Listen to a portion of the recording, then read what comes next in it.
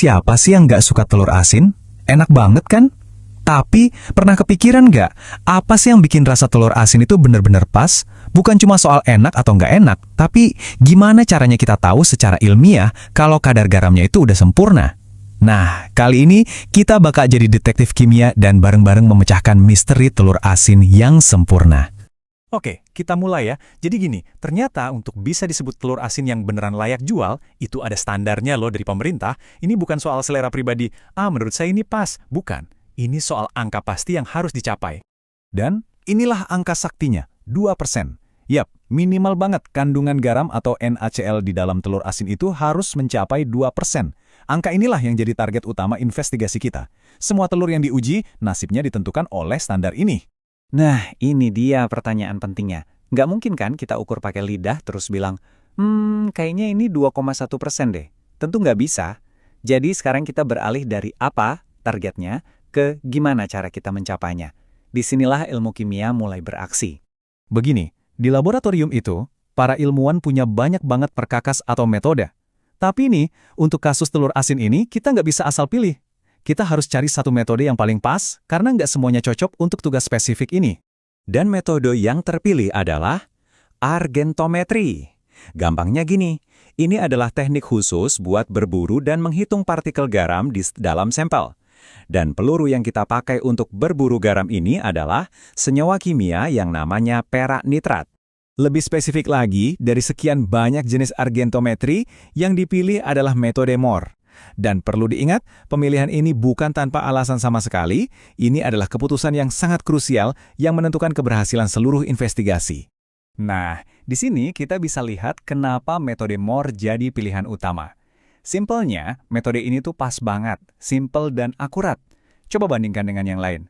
Metode Volhard misalnya, itu terlalu keras. Dia pakai asam kuat yang malah bisa merusak sampel telurnya. Hasilnya jadi nggak valid kan? Terus ada metode Vajans, ini kebalikannya. Terlalu sensitif, dia butuh cairan yang super jernih. Padahal kita tahu, larutan dari sampel telur itu nggak sejernih kristal. Jadi ya, metode Moore adalah pilihan yang paling logis dan paling tepat. Oke, sekarang kita pindah ke tempat kejadian perkaranya, yaitu laboratorium. Bagian paling seru dari metode ini adalah prosesnya sangat visual. Kuncinya adalah kita harus mengamati dengan jeli kapan sebuah perubahan warna yang dramatis terjadi. Itulah bukti yang kita cari. Proses ini namanya titrasi. Gampangnya ada 4 langkah. Pertama, sampel telur disiapin di dalam wadah khusus. Kedua, kita tambahin cairan indikator. Ketiga, nah ini intinya, perak nitrat ditetesin pelan-pelan banget. Dan yang keempat, mata kita harus awas, mengamati kapan tepatnya warna larutan itu berubah total. Cara paling gampang buat ngebayanginnya itu seperti lagi sensus. Setiap tetes perak nitrat yang masuk itu ibarat petugas sensus yang lagi mendata satu partikel garam. Terus aja gitu, tetes demi tetes, sampai semua partikel garamnya terdata. Nah, pas semua garamnya udah habis, indikatornya seolah-olah berteriak dengan mengubah warna larutan. Itu tandanya sensus selesai. Oke, ini visualnya. Yang di kiri itu proses sensusnya lagi berjalan. Tiap kali perak nitrat ditetesin, dia langsung nyari garam buat bereaksi, dan hasilnya jadi endapan putih keruh gitu. Nah, lihat gambar di sebelah kanan. Ini momen puncaknya. Begitu semua garam sudah habis bereaksi, tetesan perak nitrat berikutnya nggak nemu garam lagi, akhirnya dia bereaksi sama si indikator. Dan, jreng, warnanya langsung berubah jadi merah bata, itulah sinyalnya. Tes selesai, data sudah di tangan. Oke, kerjaan di lab udah beres, sekarang waktunya kita baca hasilnya. Ini nih momen penentuannya. Vonis untuk para telur asin kita. Apakah mereka berhasil mencapai standar SNI atau gagal? Grafik ini udah ngejelasin semuanya. Coba lihat garis putus-putus di angka 2% itu. Itu standar SNI-nya. Telur yang direndam cuma 3 hari dan 5 hari, kelihatan kan batangnya nggak nyampe garis itu. Artinya mereka gagal. Tapi lihat telur yang direndam selama 7 hari, batangnya berhasil melewati garis standar. Lulus. Jadi sudah jelas ya, hanya telur yang direndam selama 7 hari yang lulus uji. Angka pastinya, telur yang direbus kadar garamnya 2,31% dan yang di oven sedikit lebih tinggi, 2,51%. Dua-duanya aman di atas standar minimum 2%. Terus mungkin ada yang nanya, ngaruh nggak sih cara masaknya, direbus atau di oven, mana yang lebih bagus?